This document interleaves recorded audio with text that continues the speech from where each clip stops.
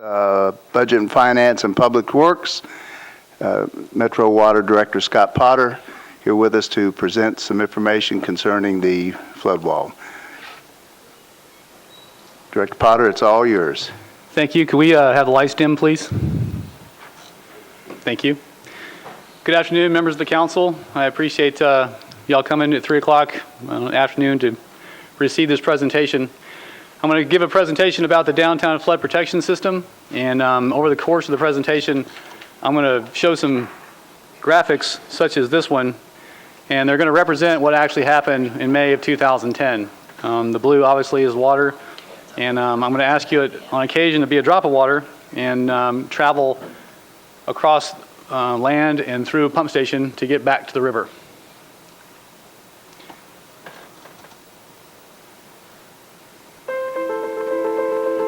It was a natural disaster not seen in 1,000 years. The flash flood caught Nashville, Tennessee off guard, drowning the city's downtown in the muddy waters of the swollen Cumberland River. A vengeful storm that devastated a modern American city in just 36 hours. President Obama has declared a disaster area in 10 Tennessee counties. From the beginning, this spring storm on an otherwise normal Saturday seemed different, more intense, more deliberate. Experts said it was a stalled frontal boundary coupled with moist air from the Gulf. To Nashville residents, it just seemed angry.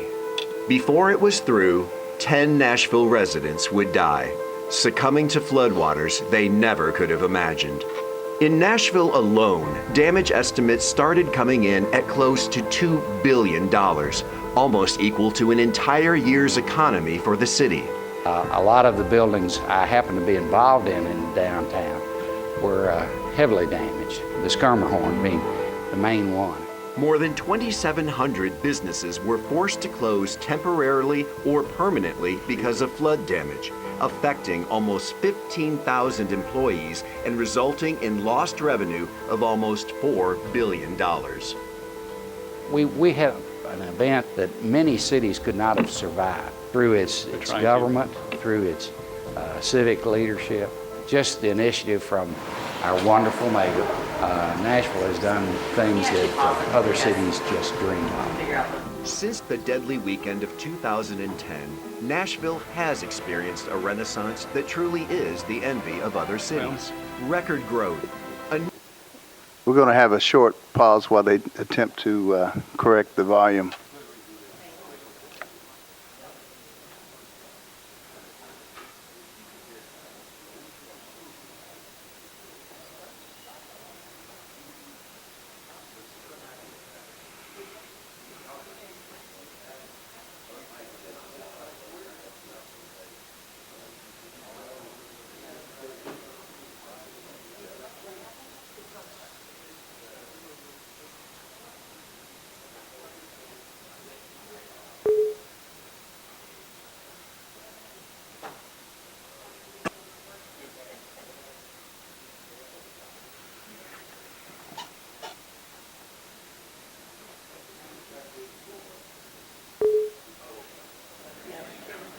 See, this is the they were.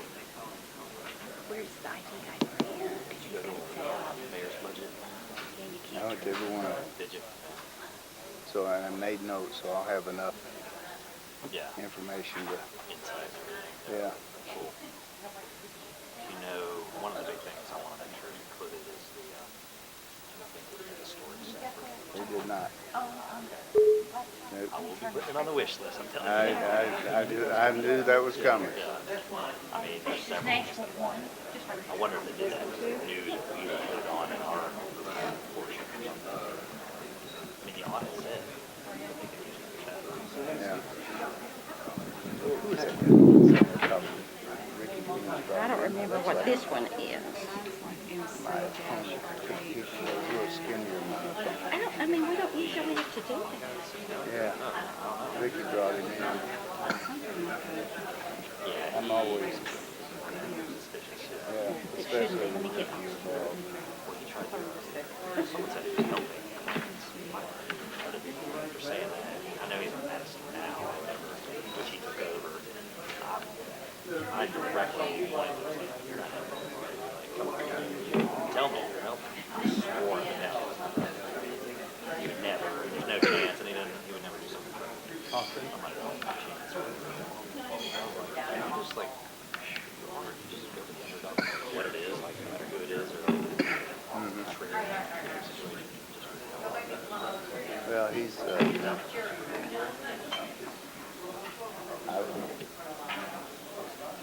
I would be very cautious. Yeah, oh yeah.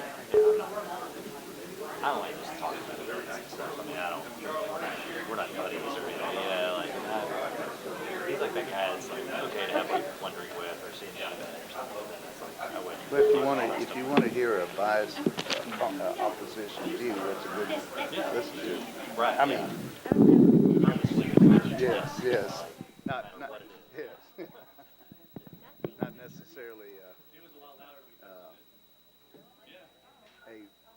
fair opposite view, opposing view.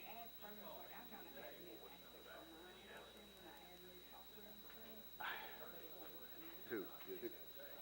Well, I mean, at the briefing, they told me they weren't going to fund it. So they did not fund it.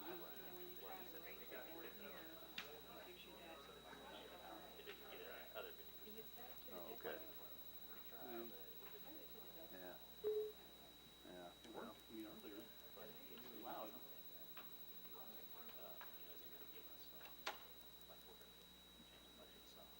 oh, yeah.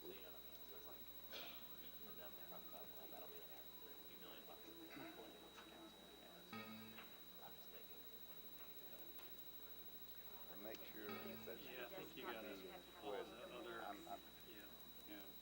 write it up Oh, yeah, I will, yeah. and email it to me. Because I'm telling everybody, because if you don't count on me remembering. No, I'm going to do it in the meeting with the formal. Yeah, well, and also, but email. Because I'm keeping a file of every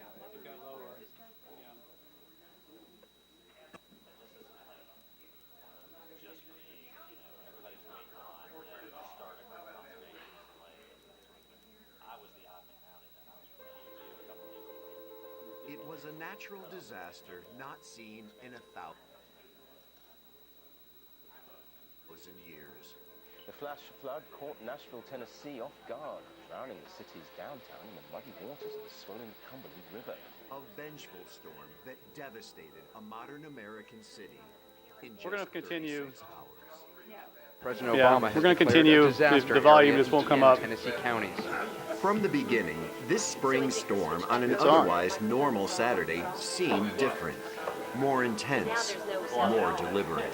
Are you? Experts said it was a stalled frontal boundary coupled with moist air from the Gulf. To Nashville A residents, new system, it yes, just seemed new fake. system. Mr. Potter, did you say you're going to continue?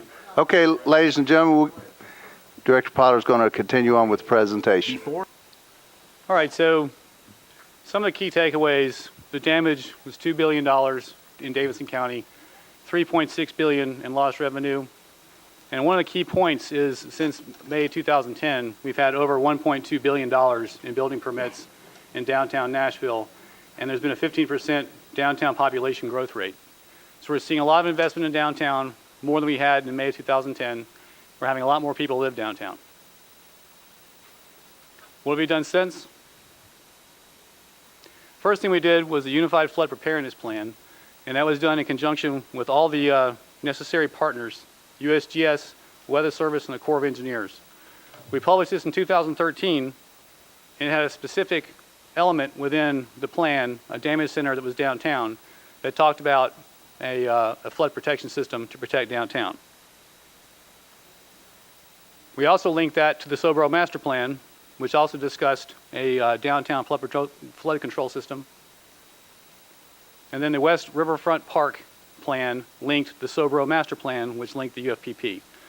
So since about July of 2010, we've been talking about working to protect all the damage centers in Davidson County to include downtown. When we reintroduced the West Riverfront Park, we talked about a flood wall. Now, the flood wall is kind of a catch-all phrase to encompass the flood control system. The flood wall has two components, a fixed system inside the park and a constructed system that I'll show later. Okay, like I said earlier, we're going to have lots of graphics that show what happened in May 2010. So the blue, this is what flooded in May 2010.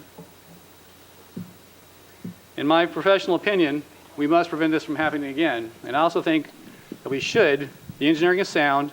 It's not anything that's outrageous. It's proven technology.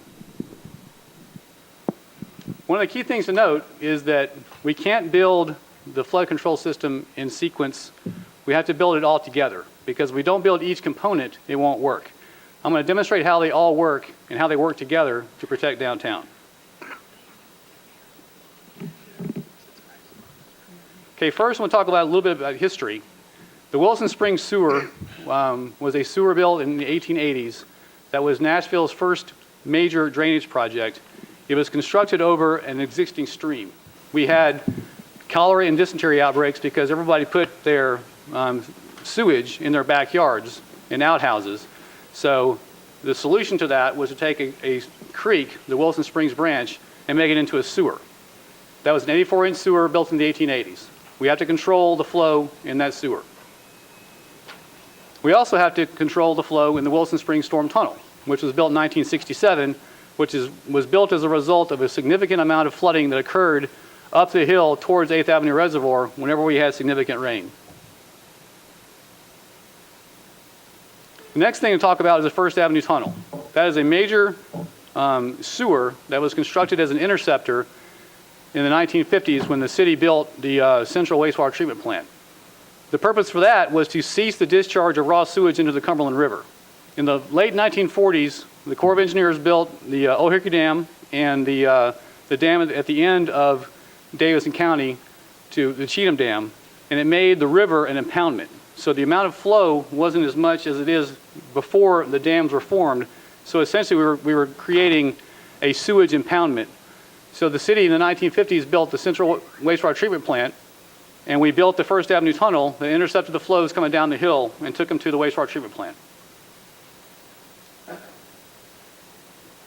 Okay, so first we're going to talk about the flood wall.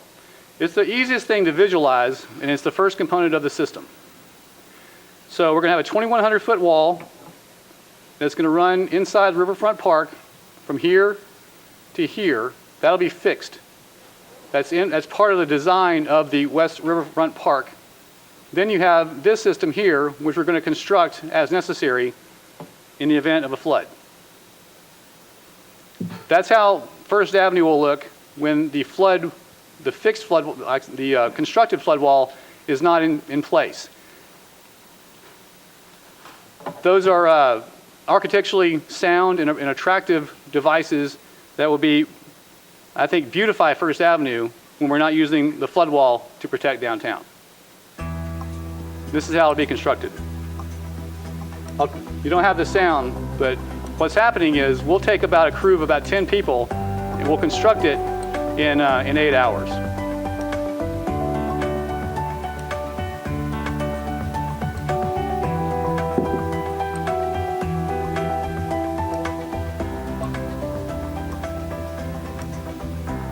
Key thing about this technology is it's proven. Good example is Gaylord Opryland constructed a similar type of wall around the Grand Ole Opry House. This is used in Europe. It's proven technology. We'd store it at the Central Wastewater Treatment Plant in a con box. We just put it on a truck, take it downtown, and construct this in 8 hours, 8 to 10 hours. And that's how it would look after the conclusion of the construction. So we would construct the wall when we saw the forecasts indicating it would be necessary. Key thing to note is we have to go below grade as well, because Davidson County has karst infrastructure underground, which allows the water to flow from the river upstream essentially. So we'd have to go anywhere from 10 to 30 feet deep underground and build a barrier wall to prevent the water from flowing underneath the flood wall. So there's two components of the wall. One subterranean and one is above grade. The total cost of construction of the flood wall is $13 million.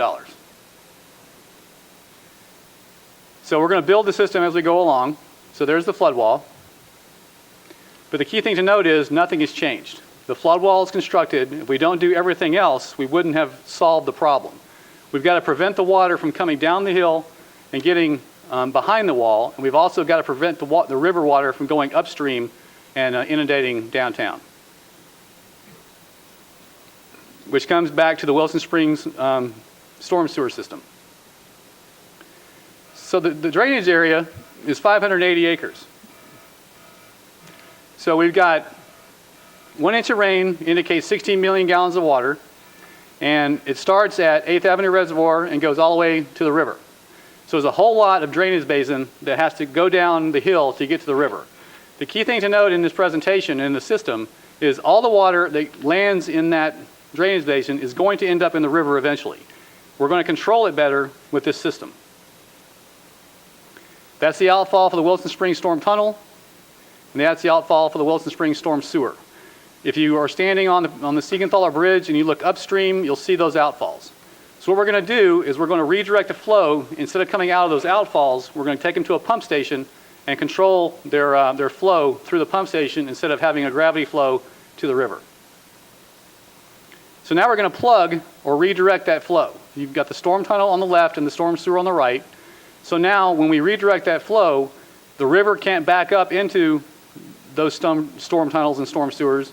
And also the water, once we plug it, will be stopped. So we have to get it over the wall. The gate structure has a cost of about $4.8 million. Okay, so now we've constructed the flood wall and we've redirected the flow from the storm tunnel and the storm sewer. Now we're going to talk about the First Avenue Tunnel. The key thing about the First Avenue Tunnel is it has a direct hydraulic connection to the river. And we have to isolate the First Avenue Tunnel from the river to make it not flood. Okay, the First Avenue Tunnel goes all along the river from, I guess, kind of South Nashville all the way to the Central Wastewater Treatment Plant. We're going to isolate it in 2 spots. The south part is the First Avenue flow control structure, and then that's the second isolation valve. It's just north of the courthouse. So we have to isolate from the river the First Avenue Tunnel, protecting it from the river, and also increasing the size of the drainage basin. I'll talk about it a little bit later. Problem with this is it's going to be in deep rock. So we drew this to scale. You can see that person standing on the catwalk. We have to go pretty deep to get to the tunnel. That First Avenue Tunnel is very deep in the ground. It was hand mined, and it's in solid rock. So we got to get that rock out to install these 2 flow control valves. Okay, so now we close those 2 valves. So the First Avenue Tunnel is isolated, and then the storm sewer and the storm tunnel is isolated, and we've got the flood wall up. The cost of that is $17.7 million. Okay, so now we've got the flow control structures on the First Avenue Tunnel. We've got the flood wall, and we have the 2 storm sewers that are redirected to a new flow control structure at Demumbrian Street. Now the problem is we've made it worse because we've increased the size of the drainage basin. Because to isolate the First Avenue Tunnel, we've changed the drainage basin by 100 acres. And that requires the stormwater pumping station. Without the pumping station, we're back to where we are here. We have to pump all that water over the wall to get it to the river. So now instead of 580 acres, we have 680 acres. We're going to install a pump station just the upstream side of the Siegenthaler Bridge. That's kind of the guts of it. And then as part of the West Riverfront Park project, it'll be part of the park. It'll be a pedestrian way, an overlook, and then to the left of that diagram is where the normal flow will come out of the storm sewer and the storm tunnel, and then those little dots are 8 pump discharge locations that will operate in the event of a flood. One of the key things that we've done about this project is we've value engineered it and we've risk engineered it pretty aggressively. So we've got 2 independent NES feeds providing power to the pump station, but we're going to partner, we hope, with DES to have a standby power generation station constructed that they will use to cost shave their electric power when we don't need it. So it's a win-win for the city because DES would get cheaper electric power to operate normally. we'll have contractual arrangement with DES to have that power available in the event that we lose NES power during a flood. This is why it's so expensive. It's a $65 million pump station. Okay, so now we've got the storm sewer and the storm tunnel redirected. We've isolated the First Avenue tunnel. We put up the flood wall, and we've constructed the pump station. So now we've protected downtown. All the water that falls in that 680 drainage basin, 680 acre drainage basin, comes downhill, gets into the pump station, gets pumped over the wall into the river, and the river is isolated from the city. So the river can't go back up the storm sewer, and the river can't go back up the storm tunnel. It can't get into First Avenue tunnel. So we've effectively isolated the river from the city and the city from the river, and we've increased the depth of the river by 1/16 of an inch. So that concludes the presentation. Key thing to note is we have to construct each component or it won't work.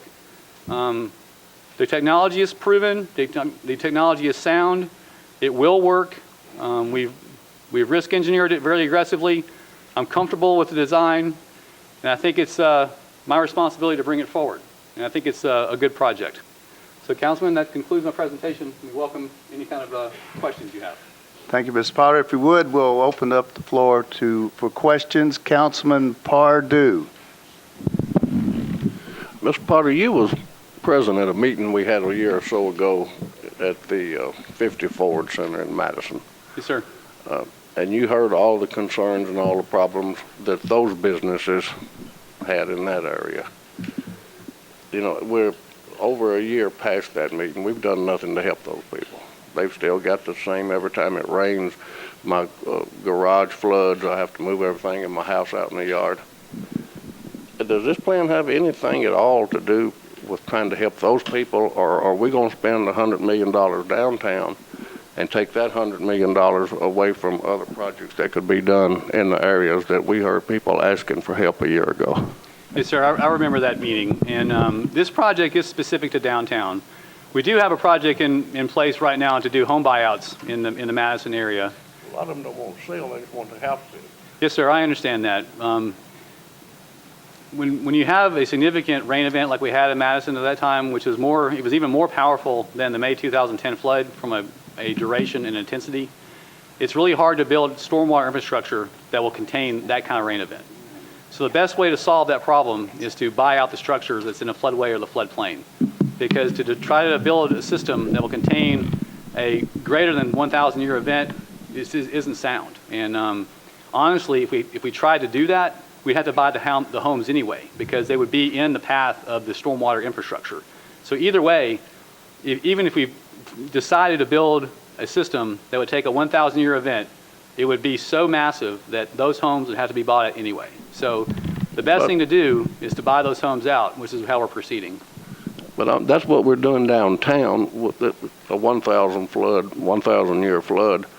Why don't we buy all the businesses on First Avenue and forget about it? Sir, I just don't think that's prudent or reasonable. We have to. Right, because we've got a lot of money. We've got a lot of money that belongs to the taxpayers. Mm-hmm. Taxpayers don't have that kind of money. We can't go out there and give them base value for what their house is worth and them go to another house on a hill somewhere where they're not going to get flooded and buy the same house for the money we're going to offer them. Well, during the home buyout, we paid fair market value. Right. And we paid the value of the home before the flood. So I'm very comfortable with how we treated the citizens that we had the home buyout in after May 2010. I think they got a really good price for their homes. It was pre-flood market value that was appraised. We didn't set the value. We had an independent appraiser. I feel good about how we did that, and I still feel very firmly and strongly that the best way to solve a chronic flooding problem outside of downtown is a home buyout, because, as I said earlier, extensive stormwater infrastructure that will take a 500-year or a 1,000-year event is massive, and you'd have infrastructure that would not be, I think, monetarily responsible constructed.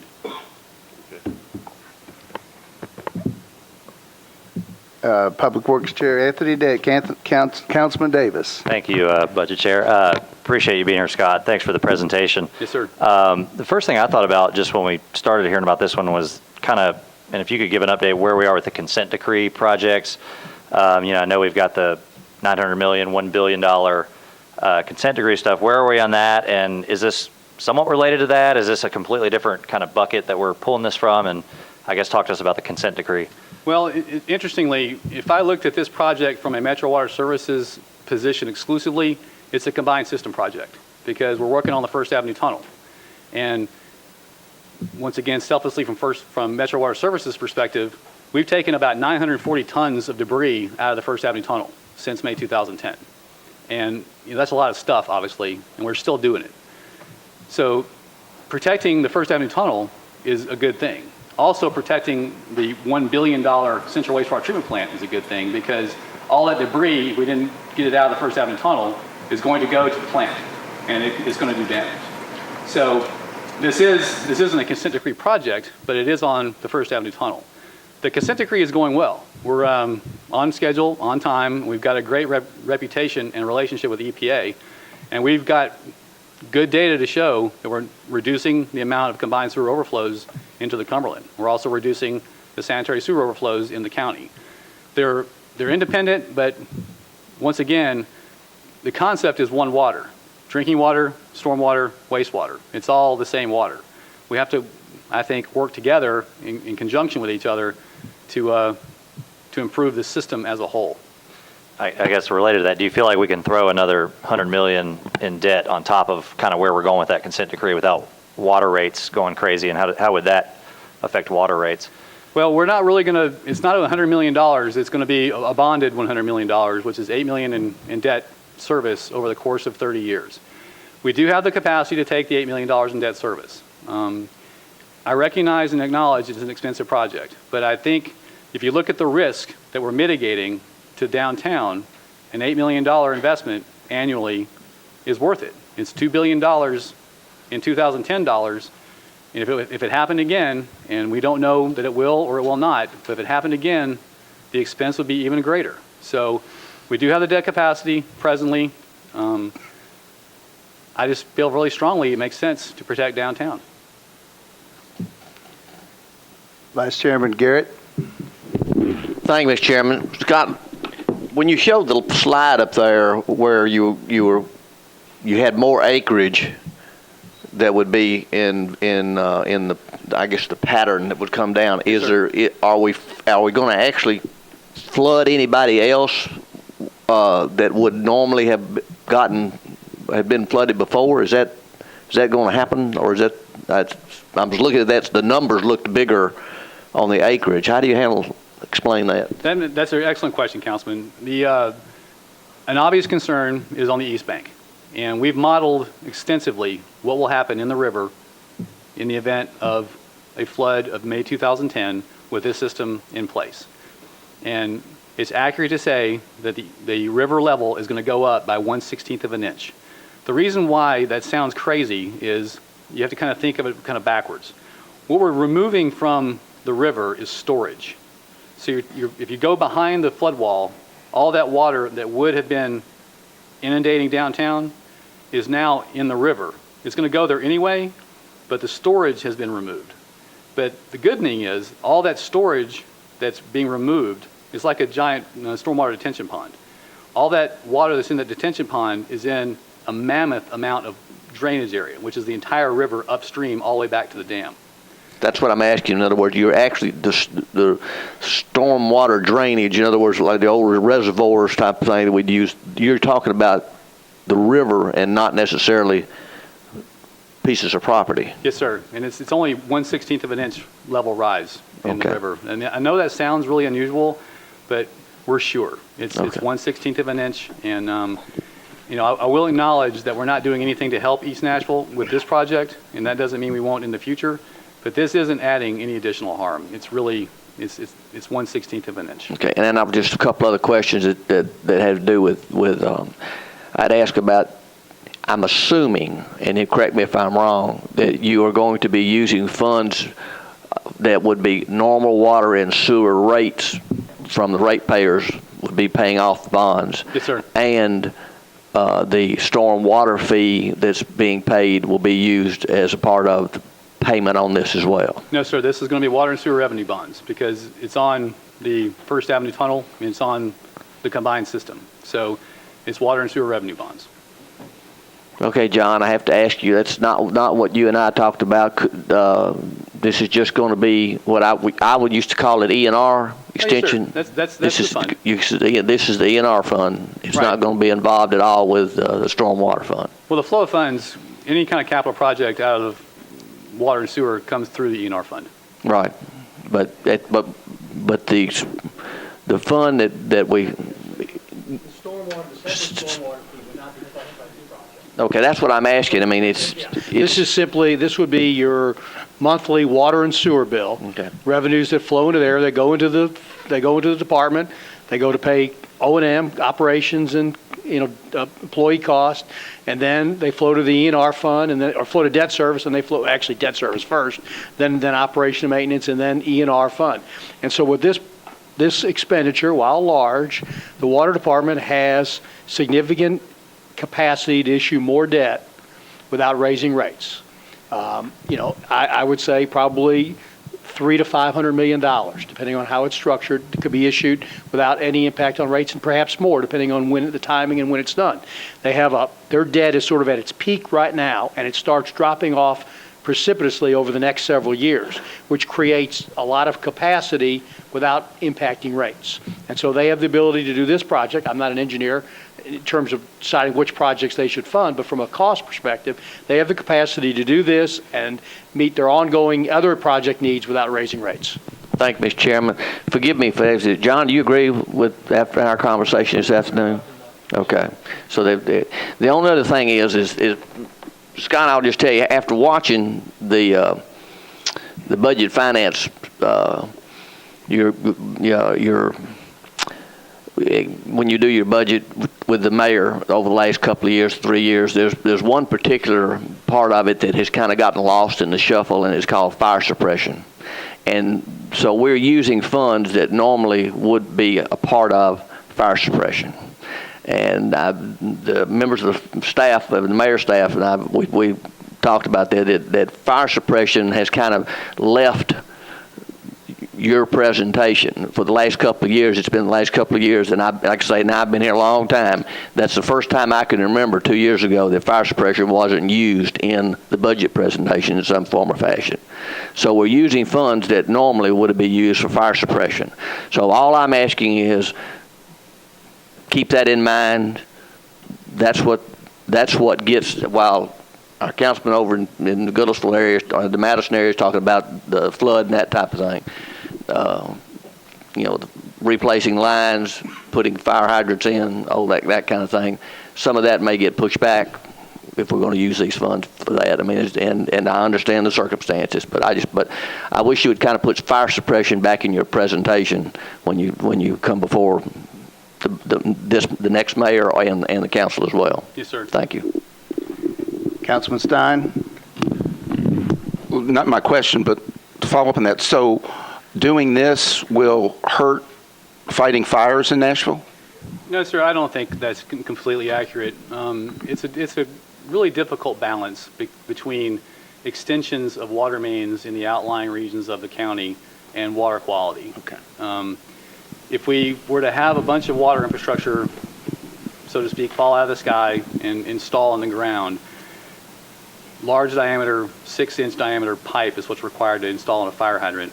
Let's say up in Jolton, we had an extensive new network in Jolton. We would have difficulty maintaining required water quality because the water would age, and we'd have to install what we call blow-offs and have the water running continuously to maintain proper water quality. One of the things EPA is focusing on that's getting more and more difficult is to maintain what we call disinfection byproduct control, because the water is getting too old.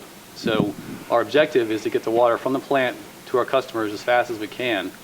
And if we have a whole lot of 6-inch water lines way out in the county for fire suppression, which is a good thing, the counter to that is the water quality is challenged. So it's a difficult balance. Okay. The question I was going to ask is based on what is my belief about the Great Flood has changed everyone in Nashville's perception about floods because so many parts of Nashville flooded that have never flooded before. And my uninformed opinion is that in some of those areas, probably indeed when we use 500-year or 1,000-year, that's probably an accurate statement based on the amount of water that fell from the ground and then rose up, that's not necessarily as likely as flooding on the river. And I guess my question, inarticulate question to you is, how do we sort of judge the risk of the river? And is it not logical, and I know there are folks that live up and down the river that flooding is a regular sort of part of their existence. They've chosen to live on the river. And clearly our downtown is built on the river, and we have talking more and more in the last little bit about utilizing the river. So I guess what I'm asking from a professional standpoint, in terms of allocating resource and priority in different parts of Nashville, I mean, there are folks all across this county that are afraid of floods coming again. My suspicion is that some of that fear is not as rational as is the fear if one is living on the river. And that's an inarticulate way to ask you to talk about the risk and sort of the ongoing pressures on our community on the river. There's a long answer to that. I think if you go back to the very first part of my presentation, it began in 1880. And part of the problem in Nashville, and not just Nashville, but nationally, is that there were no restrictions on development where you could develop prior to the 1980s. And Wimpole Drive is a perfect example of that. On a day like today, if you went out to Wimpole Drive and looked at Mill Creek, it was probably a beautiful place to build a home. And it was really attractive, and I think the locals would have known, it was probably a bad idea to build a house there because it floods a lot. But the person buying the home or building the home didn't really see that because they didn't have the history. We've done a lot of work on the tributary streams, and we're continuing to work with the Corps on the tributary streams to identify, like I said, home buyouts that we can do to mitigate that risk. But we compartmentalize the risk, and that's what I do for a living, is identify and mitigate risk. Prior to this project, we hadn't done any kind of flood mitigation downtown. It had all been in the county. So I have to do mitigation downtown as well. The First Avenue Tunnel, as I said, we've been working since probably June of 2010, pulling debris out of that tunnel. And last number was 940 tons. So it is a balance. It's a risk equation. And what I couldn't do was not address what I saw as a significant risk to downtown.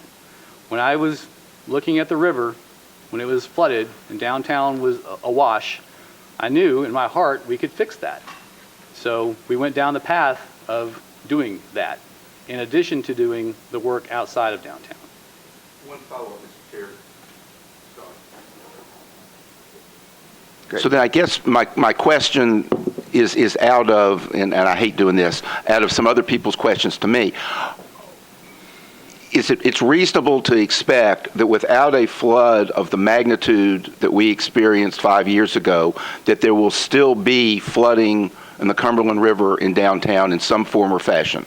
Historically, and if you look on the USGS website, there's a long list of major flooding events on the Cumberland River. And as I said, from a risk perspective, I can't discount the probability that it's going to occur again. And I feel professionally responsible to bring the solution forward to mitigate that. Council Lady Allen? Thank you for being here, Mr. Potter. And as you know, I grew up in a small town with the world's largest freshwater pumping station, so I get the engineering behind this. But I do get calls from constituents who, just on a regular gully washer once or twice a year are having flooding in their basement and stuff like that. And I know they're on a list and they'll be gotten to eventually. Just to help me get this in perspective, how much do we spend on just marching through the projects that are on your list every year? Well, we generate $14.4 million a year in the stormwater fee. And out of that revenue, we've got to comply with our permit.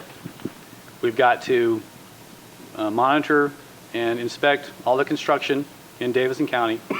We've got to do the so-called C projects and the maintenance projects on stormwater, and then we do major capital on stormwater.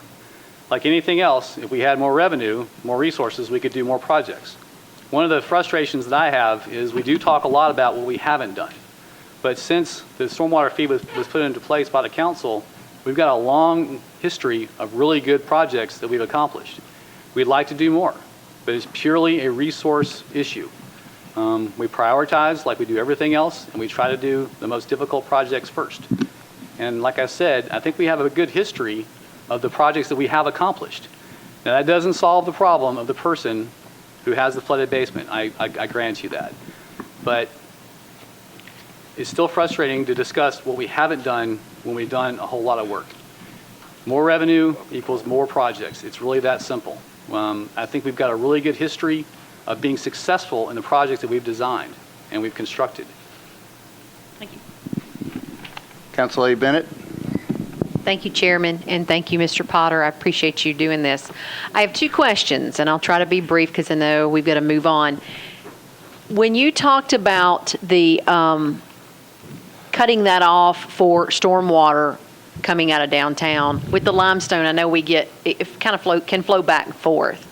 So is this really going to take care of all that stormwater that's kind of underground as well? It will. Like I've said, we've modeled this extensively, and we're pretty sure that 10 to 30 feet of depth on the subterranean part of the flood wall is necessary, and it will work.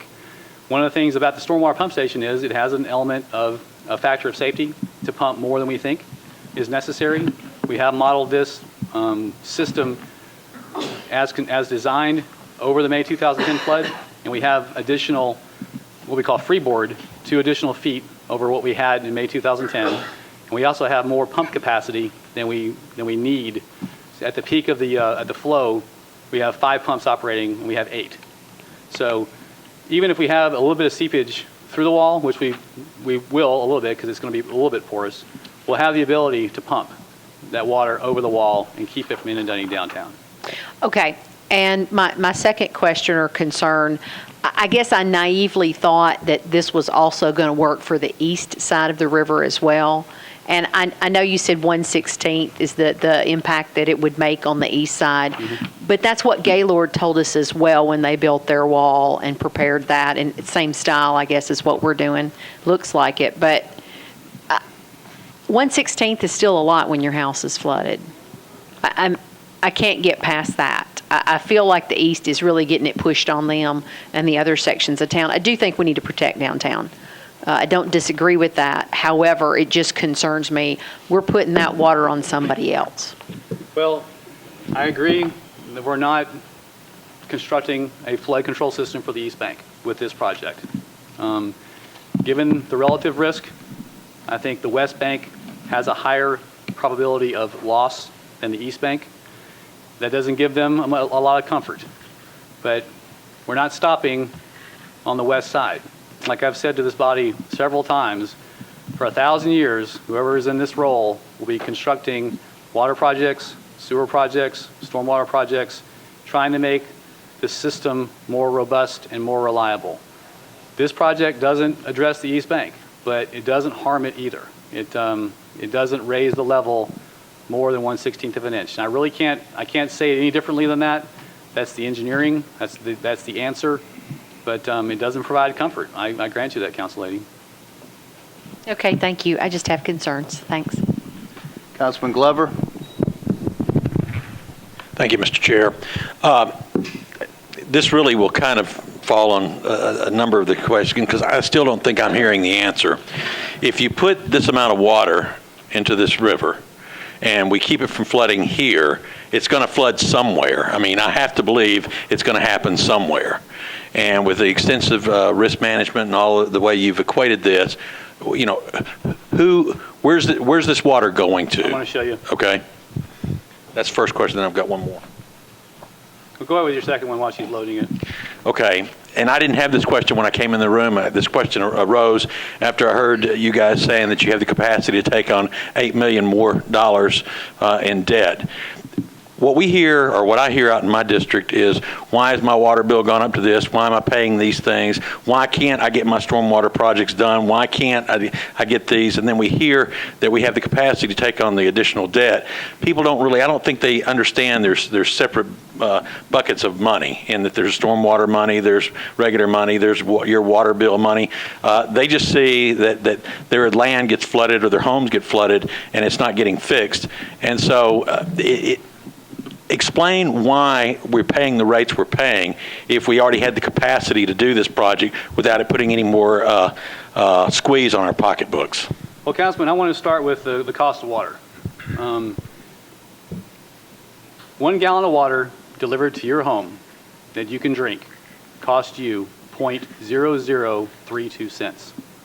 I think that's outrageously inexpensive. You can drink it, and it comes from the river. So to say our rates are unreasonable, I don't think is fair. I think that's 0.0032 cents per gallon is really, really cheap. As far as the buckets of money, we've got, like the finance director said, all the rates come into one pile of money. They first go to debt service. Once that's paid off, it goes to operating expense. We have to maintain some reserves according to the bonds, and then it goes to the ENR fund. And we maintain probably about a $75 million balance on that. Is that right? And then we bond our construction projects. Because what you don't want to do is construct any kind of an infrastructure project with cash. Because that means if I build 1,000 feet of water main and I pay it with cash, that means the people who live here right now are paying for the whole thing. It makes sense to bond it. That way the people who move to Nashville also pay for part of it. So to say there's $8 million in additional debt service is accurate. We do have that availability, but a lot of that goes to the finance director's point that in about 4 or 5 years, our debt service drops off dramatically and we have a lot more availability. So I'm going to argue a little bit about our expense because the numbers are the numbers. It's 0.0032 cents per gallon for water, 0.0064 cents for wastewater. I think that's really cheap. I really do. Yeah, I don't think I'm debating that. I think what I'm saying is when taxpayers hear that we already have the capacity to do this $100 million project downtown and it's not going to affect our water rates, that's the part I think where the rub comes in. That makes sense. But we have the ability to bond this work. Councilman, that's again, that's because we're paying a certain level of debt service now that we've accumulated over the 20, 30 years. And that number is going to drop. So the same amount of, so that then creates new capacity to pay for new bonds without raising rates. So that's why I say they have the position, they're in the position to raise, to issue, $300, $400, $500 million probably in bonds over the next several years because you're already paying at that high level now. Mm-hmm. That's how the rates are structured, but the debt service is going to drop off because bonds are being paid off. Okay. Thank you, Mr. Chair. And as far as the first question, where are we going on that one? If y'all will look at this presentation, okay, today the river is at 385. So the little blue triangle, that's the river level right now, and it's flowing at 4 feet per second and about 374,000 gallons a second. So that's what's happening today. On a normal day, about 15 billion gallons of water flow past Nashville. Okay, during the flood, it went to 419, so it went from 385 to 419, and you see, would you mind turning the lights off for me, please? Okay, if you see my laser pointer battery, there we go. That is floodplain storage on the river on the west side, and that's floodplain storage on the river on the east side. So now we've got floodplain. So the light green is what happened during the flood. The dark green is what the river would normally be doing.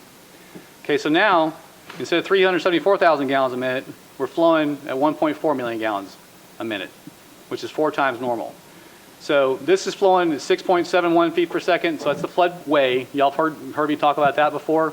And then the 0.43 feet per second on the west side and the 0.39 feet per second on the east side, that's the floodplain. So the river is a very large creek. It has floodway, it has floodplain. So On the east bank, the light green with a .43, that's west bank storage. Okay, that's like a detention pond. On the east side, at the .39 feet per second, that's east bank flood storage. So all we're doing is taking that west bank flood storage and we're putting it in the river.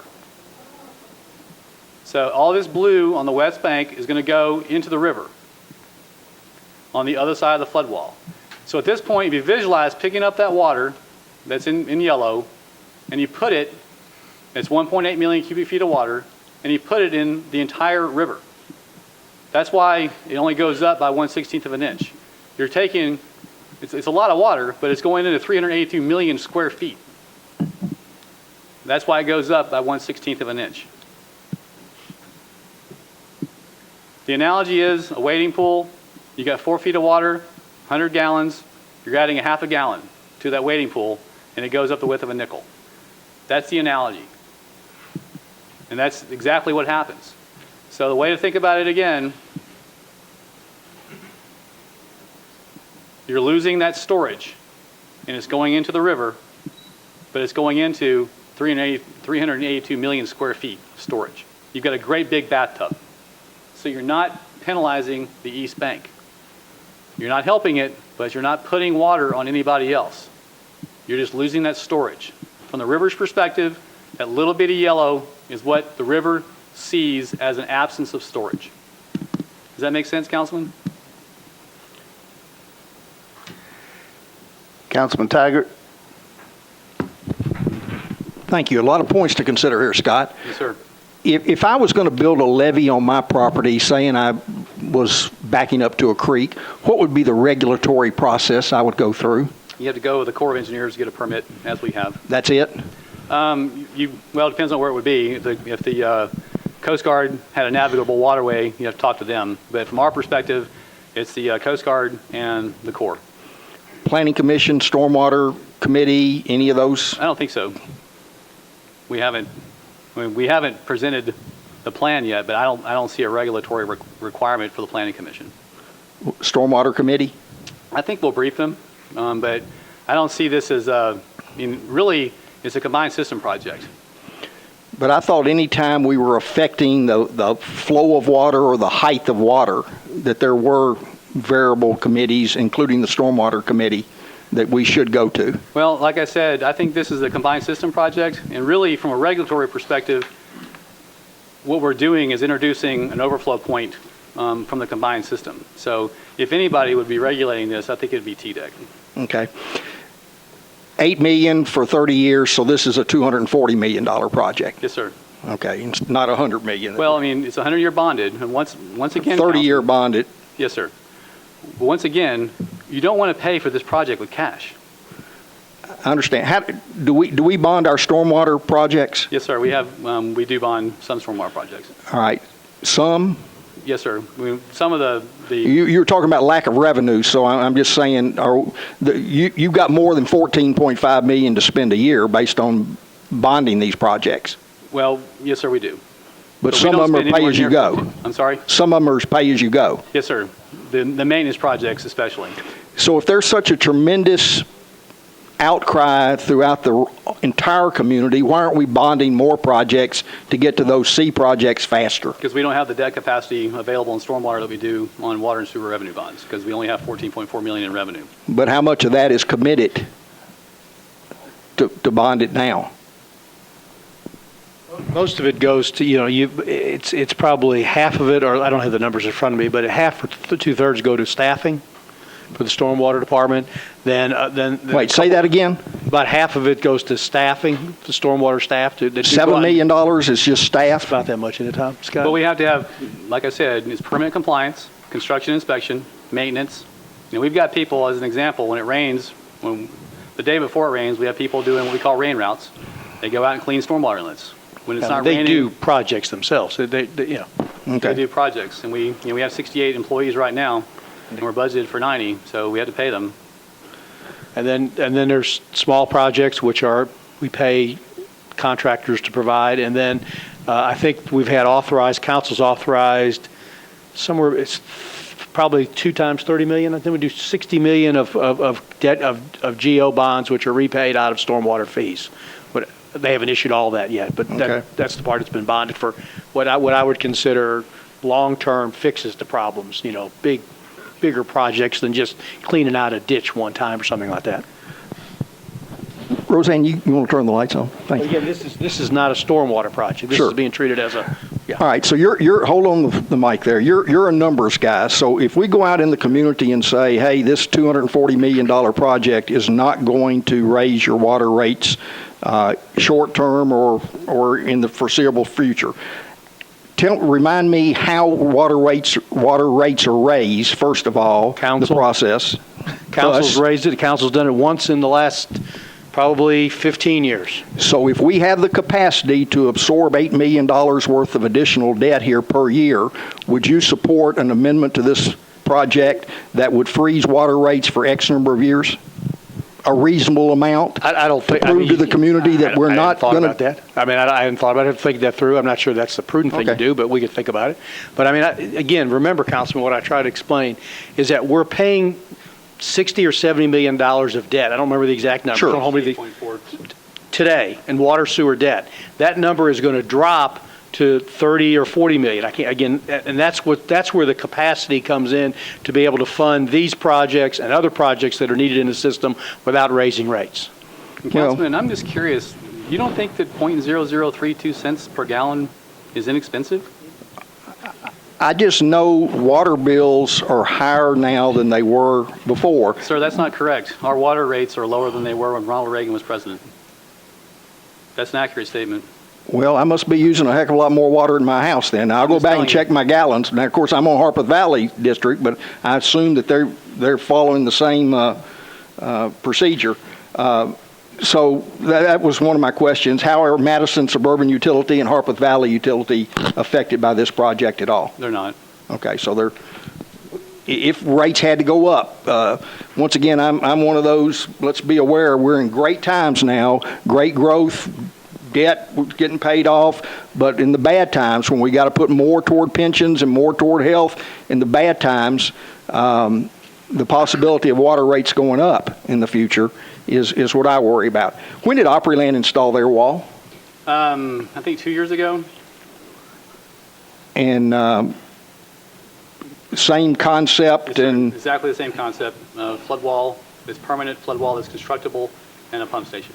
okay, interesting. That's all I got right now. Thank you. Thank you, Mr. Councilman Tiger. Councilman Claiborne. Thank you, Mr. Chair, and thank you, Mr. Potter, for being here. You didn't answer Council Lady Allen's question a minute ago directly. She was asking you about the amount of money that had been spent on district projects. So I'm going to ask you again specifically, how many $1 million did you spend on district projects, A, B, C, or D, last year?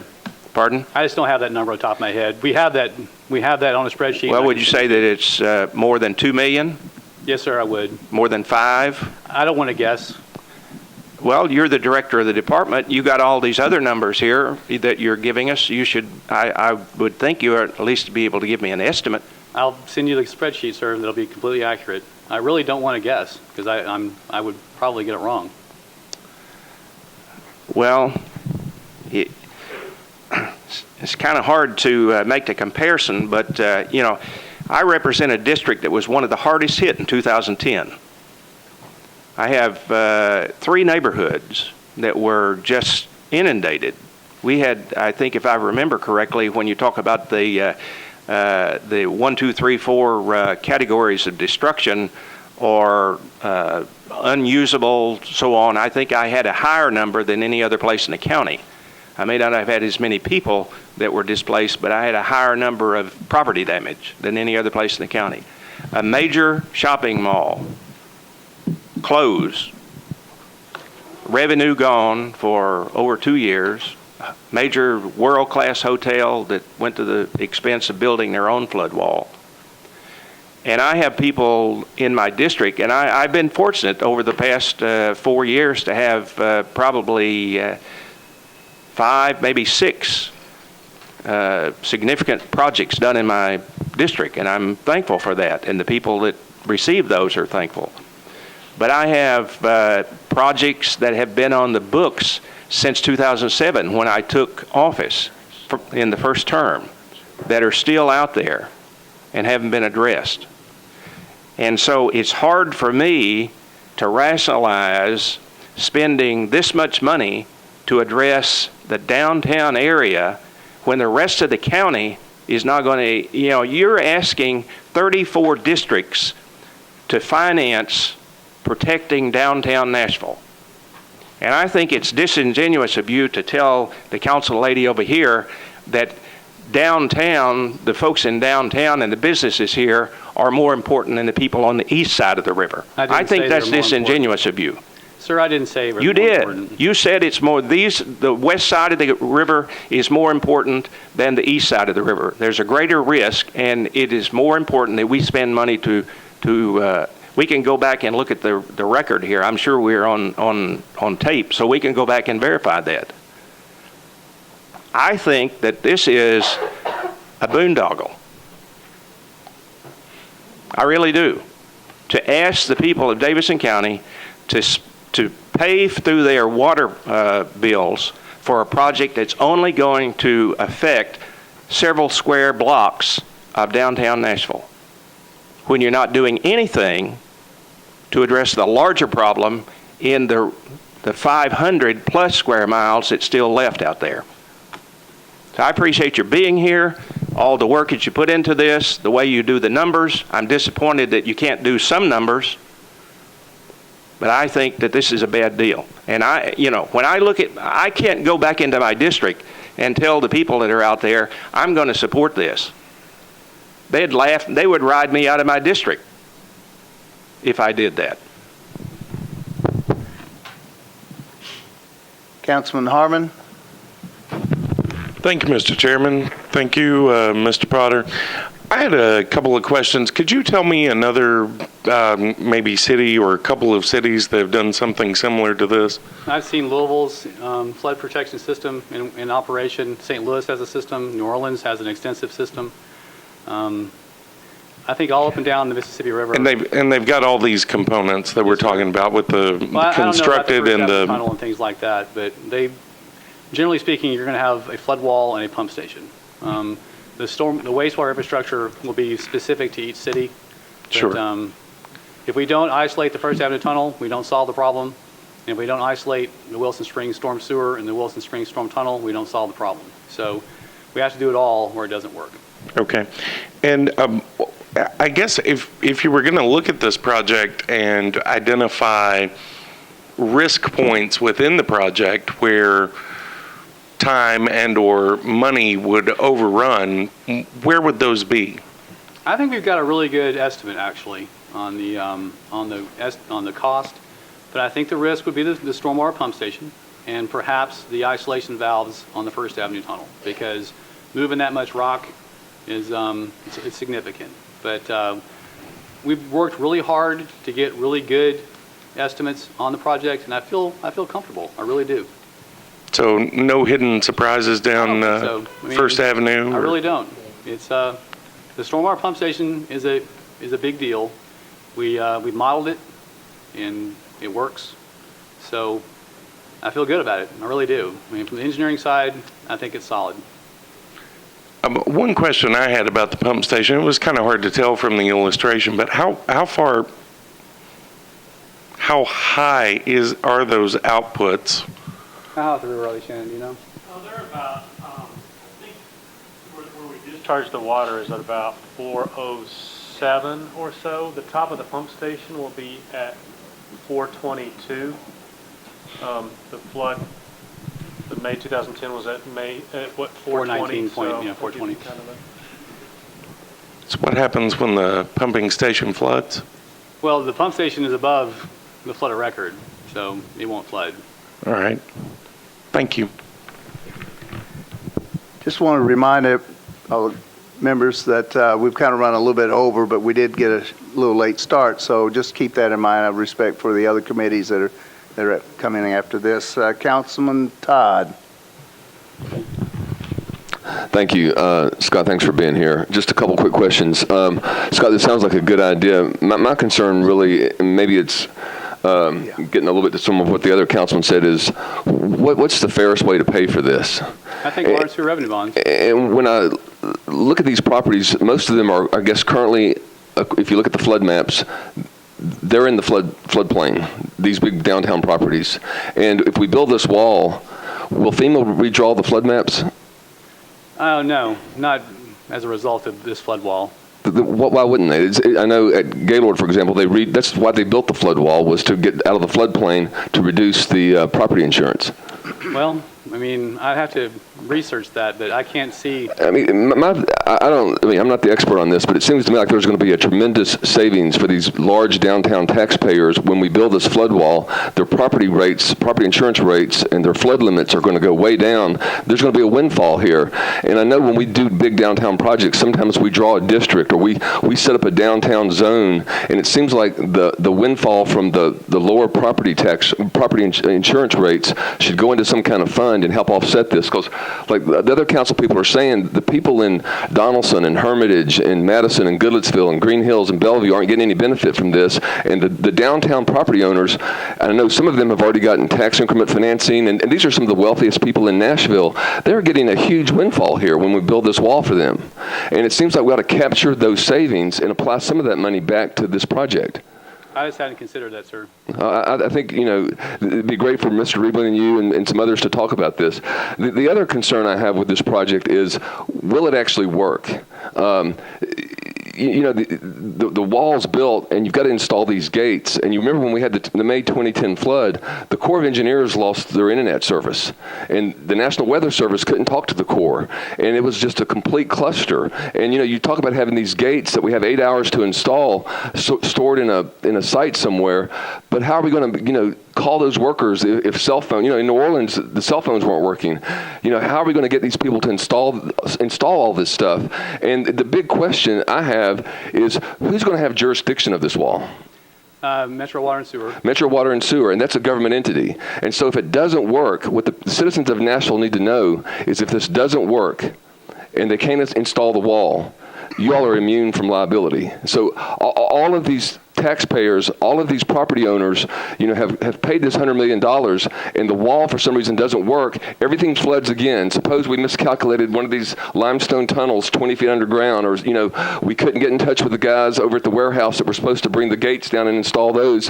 It floods, and the government looks at everybody and just says, "Guys, we're sorry. We admit we were negligent, but hey, it didn't work."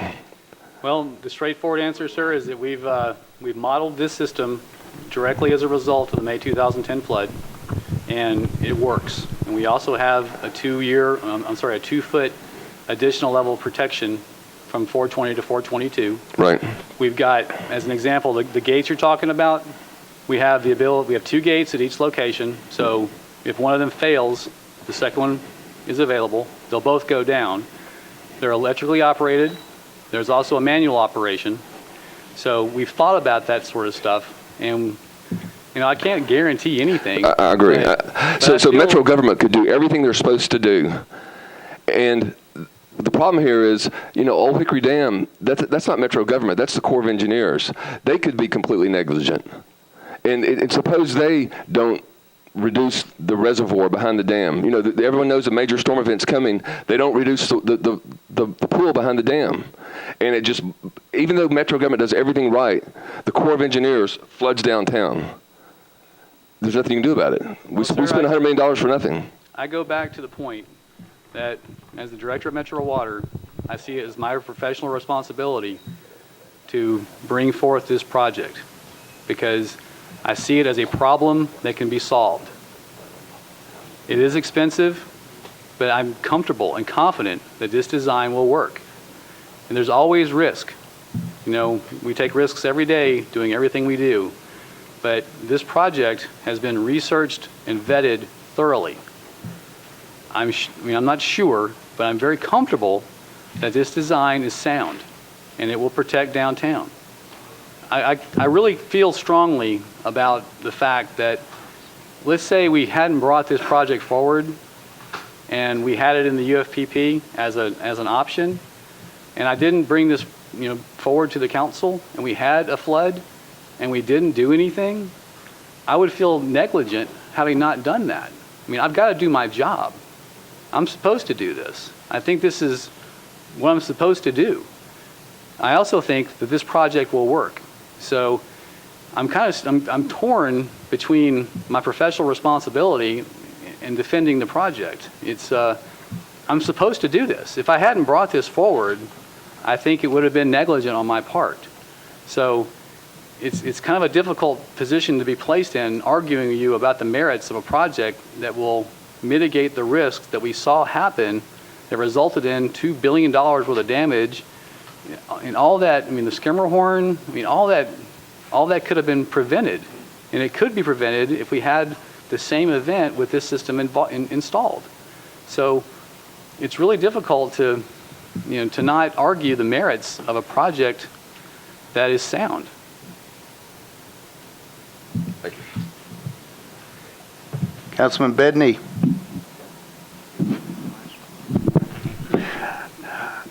Thank you.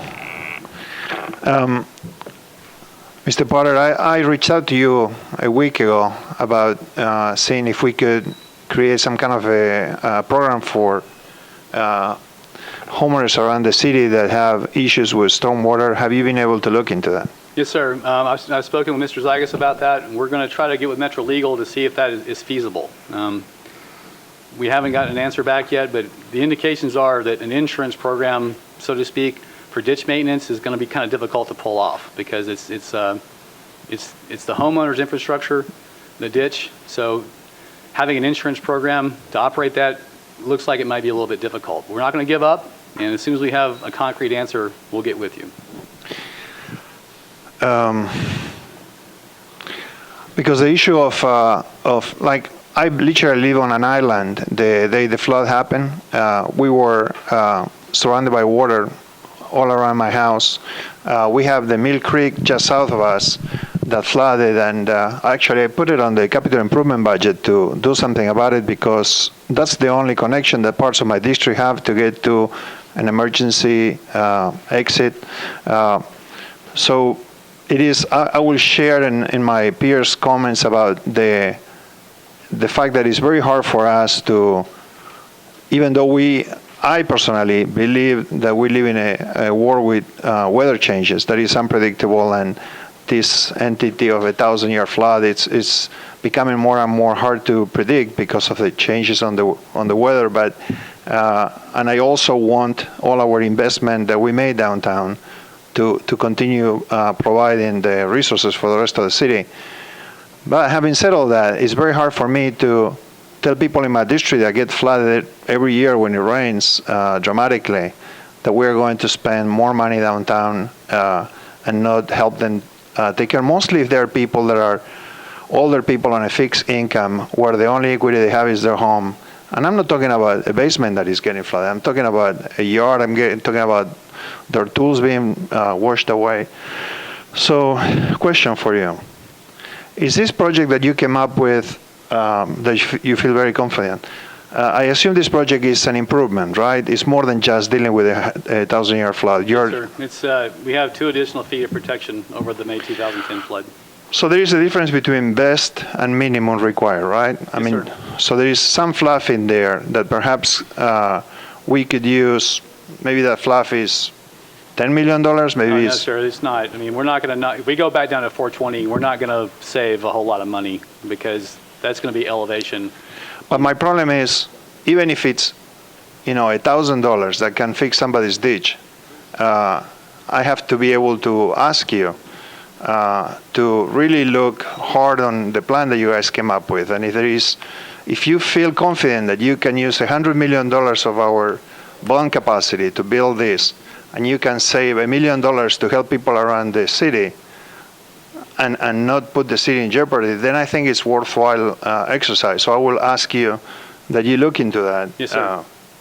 And see if we can do something to help the rest of the city. Mostly people that are, like I said, where the only equity they have is built in their house.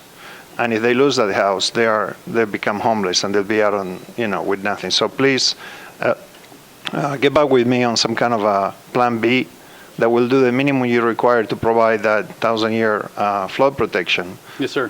Thank you, sir. Councilman Holloman? Thank you, Mr. Chairman. I know that we're running long, but this is important to me, and I know important to many of us, so if you'll bear with me. Scott, I have a few questions. First, sort of following up on what Councilman Todd said in terms of the benefit to this going primarily to commercial buildings, commercial property owners in the downtown area.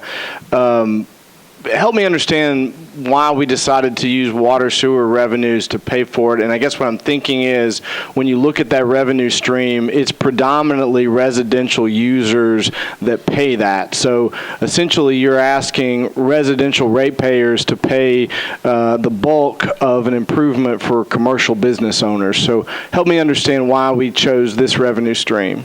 If you look at it from Metro Water Services perspective, I'm protecting the Central Wastewater Treatment Plant and I'm protecting the First Avenue Tunnel. And that's the combined system. So that's why I suggested using water and sewer revenue. I don't dispute your point. It is commercial. There is an element of residential downtown, but when I look at it from our view, it's a combined system project. It protects downtown, but it touches the system. It touches the combined system, and that's what... Which you would say benefits everybody, is that your point? Well, yes, sir. It's if you pull 940 tons of debris out of the First Avenue Tunnel, that's not a good thing. And if you got that debris going to the central plant, that's not a good thing either.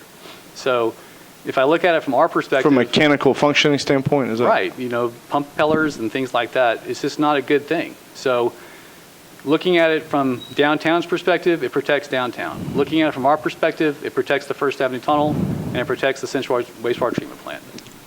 Okay, and I think several other council members have sort of made the point about concern about downtown taking priority over a number of neighborhood stormwater projects that we have, and I'd like to talk more about that decision tree, but I think for now, since we do have limited time, when I look at the United Flood Preparedness Plan, which is the plan that Barge Wagner prepared for us after the flood, it made a number of recommendations. And there's a section in there on the flood wall, and it actually talks about this specific downtown area. So assuming, for sake of discussion, that downtown is where we should focus our energies, help me understand why we chose to do this flood wall, because when I look at the figure in the chart, it actually shows that a flood wall is the most expensive and the least recommended improvement. So help me understand why that's the one that we chose. In the UFPP, I think there was 11 things considered. Is that right? Okay, there were 11 things considered. Of those, 4 were identified. We did the first one, which is the flood warning system. Which was the most recommended. Correct. We did that, and that was countywide. Elevating properties downtown and floodproofing isn't reasonable. You can't do that. So the only thing left is to do a flood wall protection system. So of the four, elevating downtown structures isn't reasonable. This is, from an engineering perspective, the best solution of the 4. I mean, doing number 1 first makes sense, and we've already done that. Well, I guess explain to me why, because I assume there's a significant cost difference between the steel wall and the inflatable wall. Why did we decide to go with the steel wall? Because it looks like the inflatable wall is actually less costly and more recommended. Shannon, can you address that one specifically? I think it was just from the standpoint of the ability to mobilize the wall and to get the wall constructed in a timely manner. So it's faster to do the steel wall assembly? Yeah. Okay. It's easier to make provisions for that along First Avenue than it was for the inflatable wall, to have it mobilized and to have it erected. It's like it's a more reliable system. But I assume the inflatable wall wouldn't have those permanent barrier pieces down the length of First Avenue, correct? I'm not for sure if there would be some sort of infrastructure there to support that system. There would be some. Okay. The key thing, Councilman, is that the constructed wall is proven technology, and it's and we'd have a lot of heads up on that. We wouldn't be scrambling to install the wall. You know, we would have it up a lot earlier than we think we need it. So yeah, I assume And it's not complicated. When in doubt, right? Yes, sir. And it's not a complicated system. It's proven technology. We can have it up in a hurry. Okay. And last question. I have a lot of, as you know, water quality advocates in my district. And when I look at this report, there's also a chart here that ranks the various options. And when it refers to the steel wall, under the column that says adverse environmental impacts, it says significant. So talk to me about that and how we've made that choice. I guess first what those impacts are, and then how we justify that. Well, when you think about what happened during the May 2010 flood, we had the combined system and the sanitary system inundated. So you're going to have severe water quality impacts anyway. We had industrial areas inundated. We had areas inundated that hadn't seen water in a long time. So But the flood wall is not going to improve that, right? I'm sorry? The flood wall won't improve that. I don't think it'll hurt it or harm it.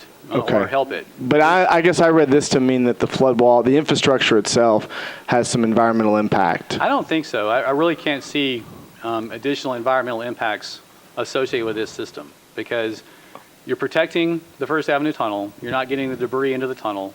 You're protecting you're protecting the sanitary system from inundation. So I think overall, this system is going to help water quality, even though when you've got the river flowing like it was, and you've got the inundation happening like it was, I just don't think water quality is going to be helped by any project. At that point, you're just trying to get the water away, you're not really worried about water quality at that point. Okay. And I'm sorry, one more thing. You said $14 million for the wall. This says total capital cost of $87 million. Is that because we're going to receive federal and state funds for the rest of it? Well, the UFPP, did it say $87 million? It says $87 million. That's 2013. Those were estimates. The $100 million number we have right now, I think, is a pretty good number for the whole system. For the whole wall system. Is $14 million. Oh, this just says for the flood wall. Okay. Okay. Thank you. Councilman Garrett. Thank you, Mr. Chairman. I was just going to, for whatever reason, I sometimes need to think I need to at least, I don't think I have a conflict of interest, but I've been serving on the Madison Suburban Utility District, I think, for 25 years now. And then I want to defend Steve a little bit on this, that there are actually 4 utility districts that are in the county. It's hard. Some people don't realize that there are that many utility districts. White House covers the northern part of the county. And there used to be the old Jolton Utility District, which Metro took over, and that's so those people would have water. That's what it amounted to. And then Madison has about 75 or 80,000 people in Goodlettsville and Englewood and Madison, Englewood, and Goodlettsville. Anyway, and Goodlettsville has its own sewers. So I do want to tell everybody here that when this came through, that we at the Madison Suburban Utility District, we had to use several $100,000 to raise the our system itself to get it up above the level, as I guess what you're to try to protect it, which is what you're trying to do, is protect the downtown. We had to protect that facility out there. We didn't like it. It took funds away from other things that we could have done at the utility districts. I don't know whether White House or whether Harper did that as well, but we at least had to do it out there. I understand what you're trying to do. This is just one particular part of the county that we're trying to protect. But I will tell you, in the Englewood and the Madison and the Goodlettsville area, there were areas that if we hadn't have done what we did with the funds there, and we did not go up on rates, our rates stay about, everybody's rates stay about the same. We all try to stay what Metro's is what it amounts to. So I understand you're in a pickle, but at the same time, you're doing what you think you need to do. Thank you. Yes, sir. Thank you. Thank you, Councilman Garrett. Out of respect, we have time for one more, which is the last one in the queue. Councilman Hager. Okay. Thank you, Mr. Chair. Thank you, Mr. Potter, for being here. Of course, when you say that it takes 8 hours to put that flood wall up, is that correct? Yes, sir. All right, let me ask you a question. I was downtown on 2nd Avenue when the word came in that, the dam was about to overflow at Old Hickory and they opened those locks. And I was standing on 2nd Avenue in Broad, and Officer Perkins, some other police officers were down there, and they told me to move back to 5th Avenue. And then when I was standing down there, it wasn't 30, 45 minutes later, that water started coming up Broad. How do you control the Corps of Engineers and what they do upriver? Well, we don't, sir. They operate the dams and locks according to their operational plans.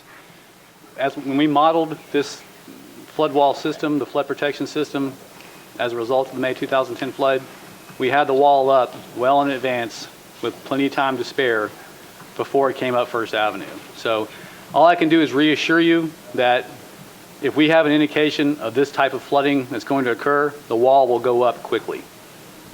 I just wanted to make sure if this does go through, how you're going to coordinate with that, the Corps, because evidently that wasn't coordinated very well. We have really good communications with the Corps now. We really do. All right. Thank you, Mr. Potter. Councilman Davis. Thanks, everyone, for being here. I think we'll close it out. Thank you, Scott, for the presentation. We're going to roll into the regular budget meeting, and Public Works Committee members, just remember we have our regular meeting at 4:45 or as soon as we can start. Thanks again, everyone.